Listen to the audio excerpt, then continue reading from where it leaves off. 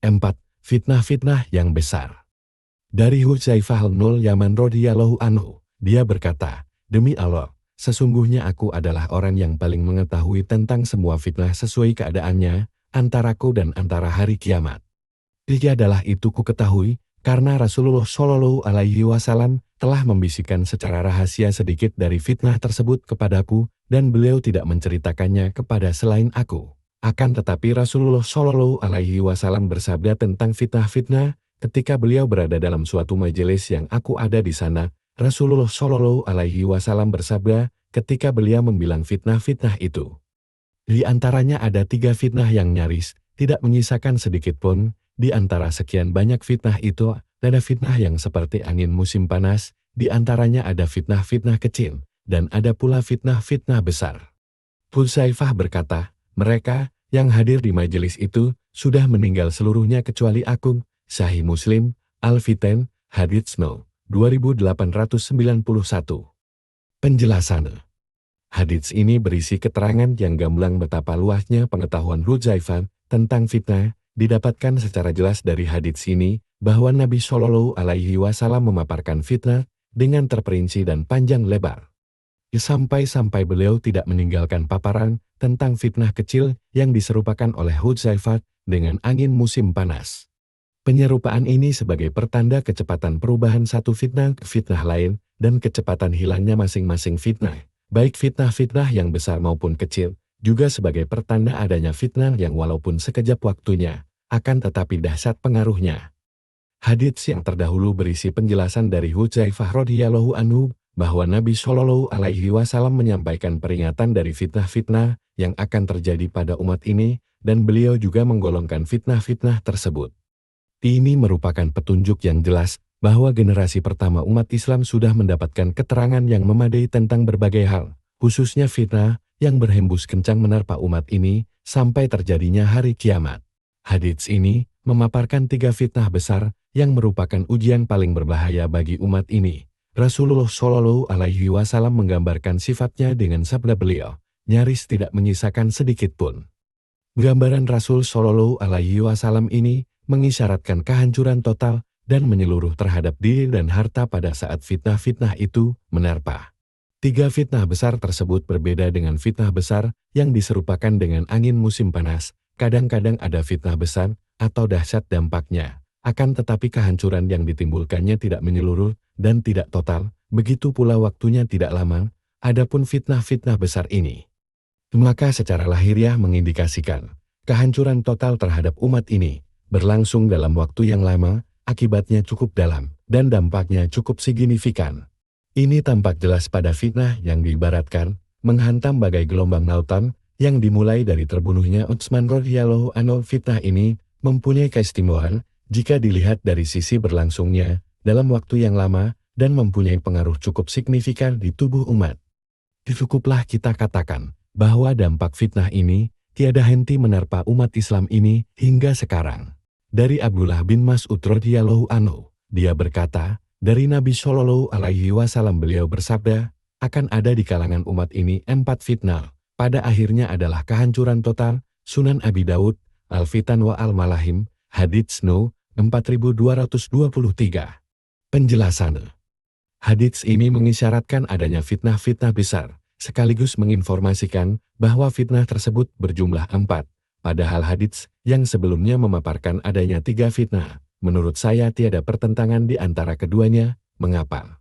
Karena hadits yang memaparkan adanya 3 fitnah itu tidak menyebutkan fitnah yang datang bergelombang bagai ombak lautan, seakan-akan Hudzaifah menganggapnya sebagai fitnah yang terpisah. Karena hadits yang memuat berita ini berkaitan dengan generasi pertama umat Islam. Ada juga hadits yang menyebutkannya secara khusus. Karena itulah dia membatasi pada hadits beliau ini pada fitnah-fitnah besar yang datang sesudahnya terhadap umat ini. Yang membedakannya adalah karena kerusakan yang diakibatkannya bersifat total dan menyeluruh. Adapun pada hadits Abdullah bin Mas'ud ini, maka pola kalimatnya menunjukkan bahwa Nabi Shallallahu Alaihi Wasallam memberitahu tentang sejumlah fitnah besar yang akan terjadi pada umat ini. Oleh karenanya beliau mengungkapkan fitnah yang keempat, yang datang secara bergelombang bagai ombak lautan, atau fitnah yang keempat itu adalah Dajjal, pernyataan yang awal dikuatkan oleh sejumlah atsar di antaranya. Dari Hudzaifah bin Al-Yaman radhiyallahu anhu, dia berkata, di dalam Islam ada 4 fitnah, yang keempat menyerahkan mereka kepada Dajjal, fitnah-fitnah yang gelap menutupi kerendahan dan kehinaan. HR Ibnu Hamad Al-Fitan 7929. Dari Abu Hurairah radhiyallahu anhu, Rasulullah Shallallahu alaihi wasallam bersabda, 4 fitnah. Fitnah pertama datang lantas darah dihalalkan di dalamnya, fitnah kedua dihalalkan darah dan harta padanya, fitnah ketiga dihalalkan darah, harta dan kemaluan, fitnah keempat itu buta dan gelap. Lewat bagaikan lewatnya lautan, tersebar hingga tidak tersisa satu rumah pun dari kalangan Arab kecuali fitnah itu akan memasuki HR Ibnu Hamad Al-Fitan 8833. Pada sebuah atsar dari Abu Hurairah radhiyallahu anhu didapatkan petunjuk kapan terjadinya fitnah keempat, yang sekaligus menegaskan bahwa fitnah tersebut bukanlah fitnah Dajjal. Abu Hurairah radhiyallahu anhu berkata, fitnah yang keempat itu 12 tahun, tampak jelas ketika muncul. Sungguh sungai Ufrat akan menyingkapkan gunung dari emas, maka terbunuh di atasnya 7 orang pada setiap 9 orang. HR Ibnu Hamad Al-Fitan 922-233. Atsar ini jelas menunjukkan bahwa fitnah keempat bukanlah fitnah Dajjal, pernyataan yang akhir, yakni yang menyatakan bahwa fitnah keempat adalah Dajjal dikuatkan oleh sebuah hadits dari Imran bin Husain radhiyallahu anhu, yang di dalamnya termaktub sabda Nabi Shallallahu alaihi wasallam, akan ada 4 fitnah. Yang pertama dihalalkan darah padanya, yang kedua dihalalkan darah dan harta padanya, yang ketiga dihalalkan padanya darah, harta dan kemaluan, sedangkan yang keempat adalah Dajjal. HR Ibnu Hamad Al-Fitan 8430.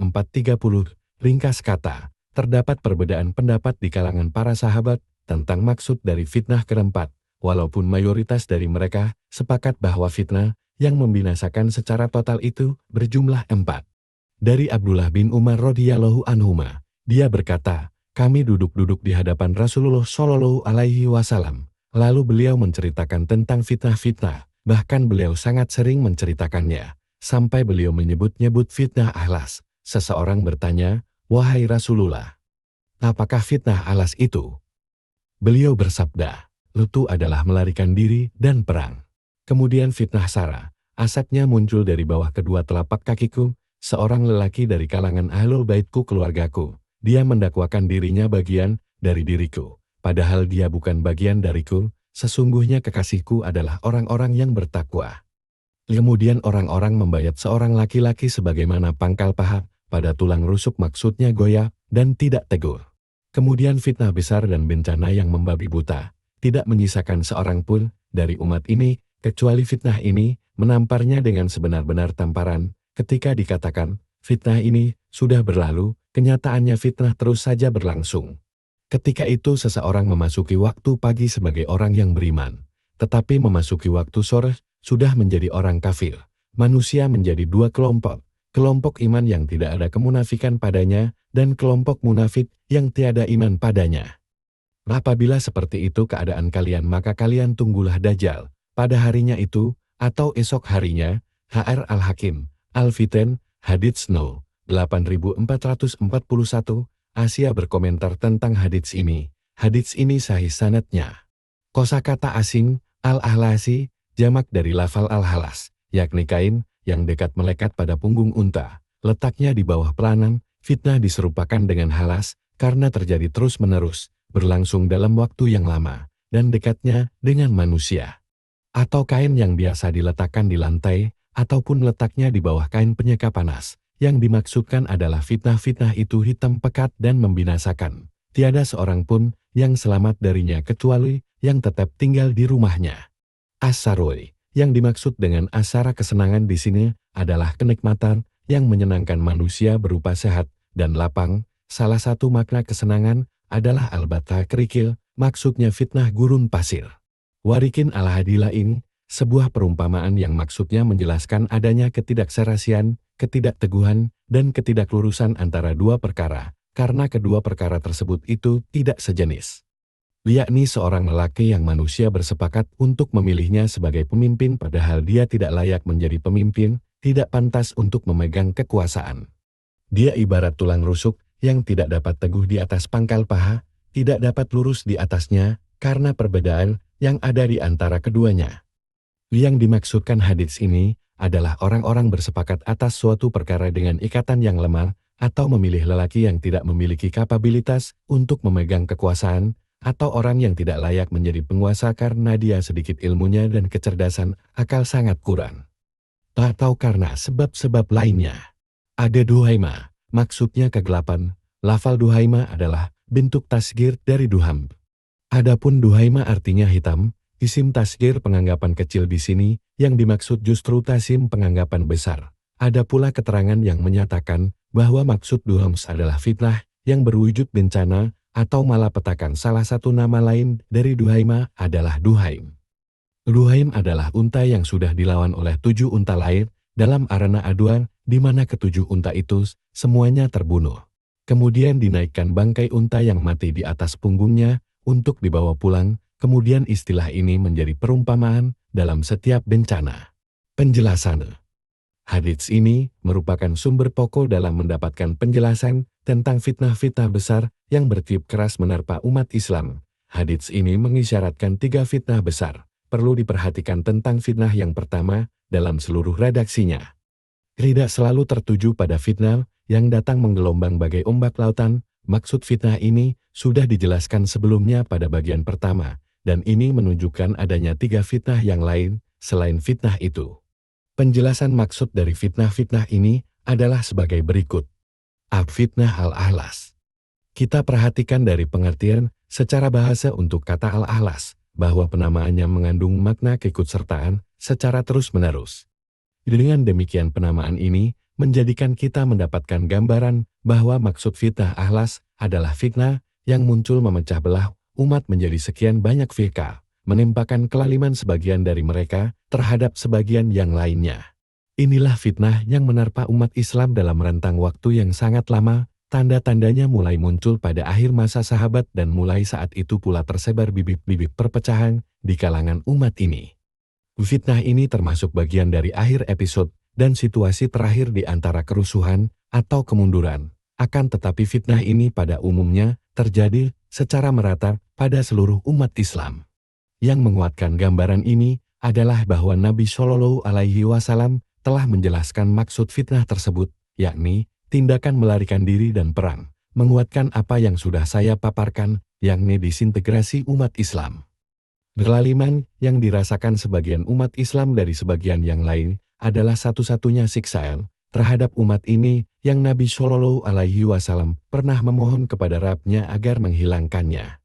Tetapi permohonan Nabi Shallallahu Alaihi Wasallam ini tidak dikabulkan. Siksaan ini mulai tampak sesudah pembebasan sejumlah negeri Islam. Periode ini dipaparkan oleh sebuah hadits yang diriwayatkan oleh Qurs bin Alqamah al-Huzai. Dia berkata, seorang laki-laki berkata, "Wahai Rasulullah, apakah Islam itu mempunyai akhir?" Beliau menjawab, "Mana saja keluarga dari kalangan Arab atau non-Arab yang Allah menghendaki kebaikan untuk mereka, maka dia pasti memasukkan Islam ke dalam diri mereka." Orang itu bertanya lagi, "Kemudian apa lagi?"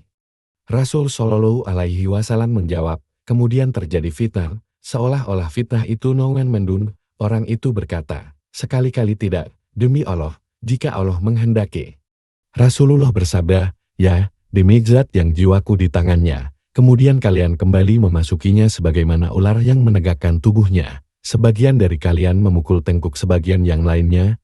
Sahih Ibnu Hibban 13.287. Inilah gambaran dari fitnah ahlas dan ruang lingkup terpanya pada umat ini yang bersesuaian dengan makna kedua dari kata halas adalah kain yang dihamparkan di lantai atau yang diletakkan di bawah kain penyeka panas.